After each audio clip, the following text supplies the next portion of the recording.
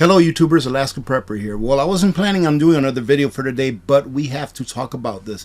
I am going to tell you exactly what this is. Canadian Bank launches the first credit card linked to carbon emissions.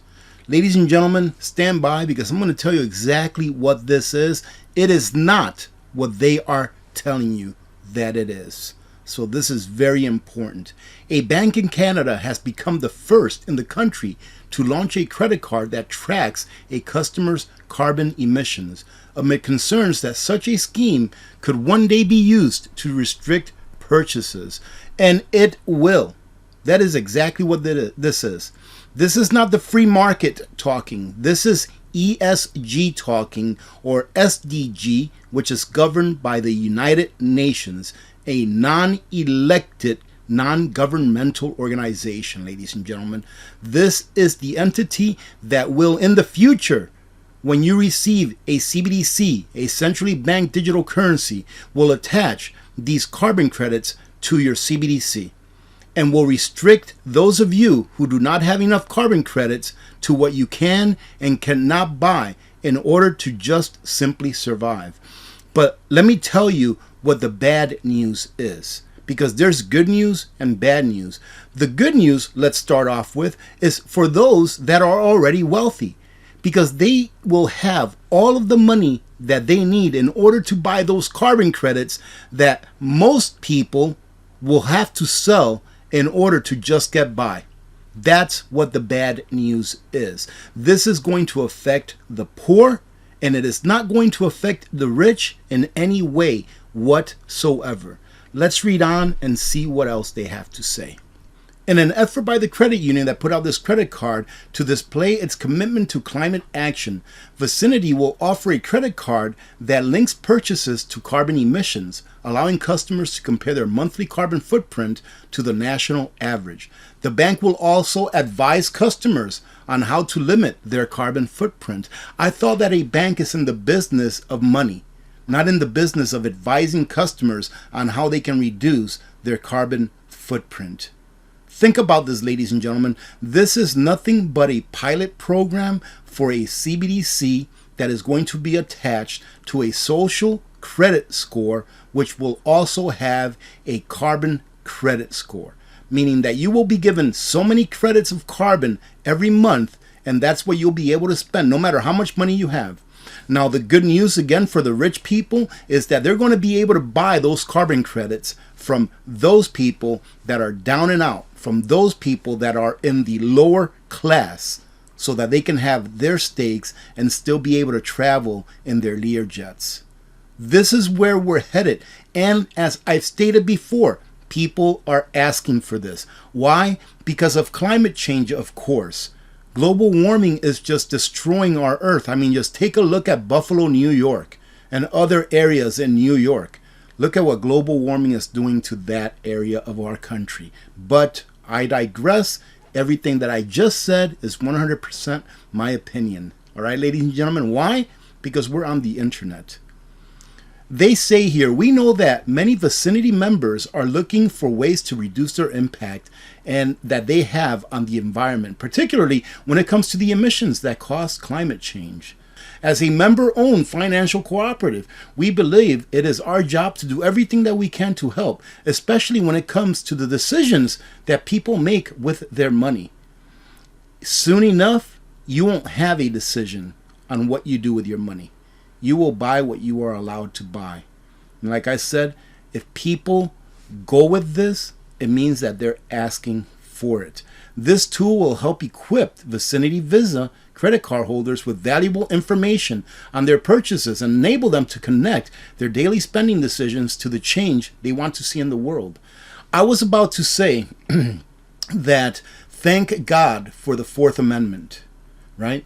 But maybe it's not that simple, because although here in the United States of America we have a Fourth Amendment, just take a look at what it's been done. There are so many things right now that are legal, meaning that they were made legal by the government, by edict, and not lawful according to the Constitution of the United States, that people allow authorities to get away with. I mean, there's a whole bunch. I mean, one of them is forfeiture of asset or asset forfeiture, where they can take your property without having any due cause. They can just take your property, and then you have to prove that that property is yours and that you did nothing wrong to obtain it. Just take a look at the red flag laws, where if somebody says something about you that's not true, that's not verifiable, they can just knock down your door and come in your home without your permission. There are many ways that the Fourth Amendment is being raped right now in the United States of America, and this is going to come to a city near you, so you have to prepare. They continue to say here, everyone would be issued a carbon allowance card. Listen to this, a carbon allowance card. They're telling you what they're going to do. All right, this is not for your own good. This, ladies and gentlemen, will be used to control you in every single way that you think.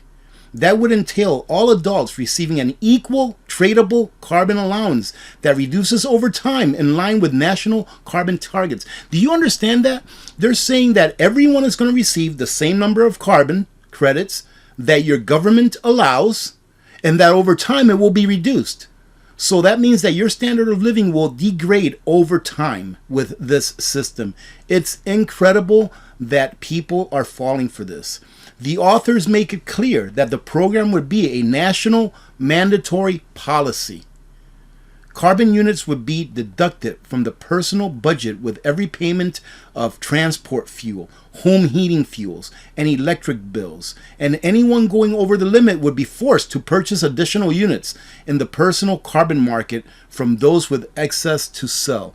Again, the rich will be living in their cozy, warm homes in the winter, and the poor will have their thermometers set at 50 degrees Fahrenheit, barely surviving. Ladies and gentlemen, this is what's coming down the line. Now, think about this. Think about what's going on in New York right now with the snowmageddon that's going on over there, where they got like 77 inches of snow overnight in some parts of New York around Buffalo.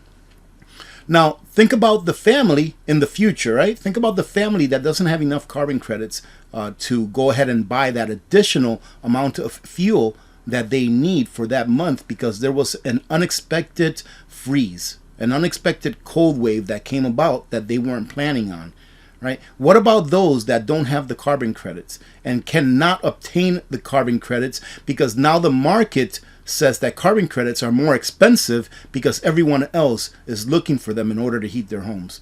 That is the dystopian future that we are looking at. I hope that you're preparing for this, because the only way, in my opinion, to prepare for this, first and foremost, is to get everything you need en masse for the future. That way, when you need something, you already have it and you don't have to spend your carbon credits on that. And it's much worse than what I've put it out to be, ladies and gentlemen. So do your own research. If you haven't heard about ESG, environmental, social, and governance, if you haven't heard about SDG, right, which is Sustainable Development Group, which is headed by the United Nations, if you haven't heard of those things, do your research. And for goodness sakes, do your research on climate change. I'm not going to tell you what I think. Do your own research. Don't only look back to the 1900s. Don't only look at charts that go back to 1900. Look at charts that go back millions of years, and you will see that nature is nothing but a sine wave. It's cycles that go up and down with time.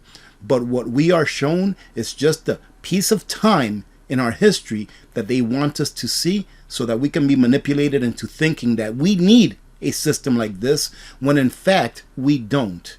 Having said that, let me go ahead and shut it off. Now I am really going to Costco now, right? Have a great day, ladies and gentlemen. Remember to be good to each other. When good people do good things happen. Remember to reach one, teach one, and repeat. If we all did this, the world would be a better place, and you know that it will be a better place. Many blessings to all of you and your families. God bless America. I'm Alaska Prepper, and I'm out. God bless. Have a great weekend ahead.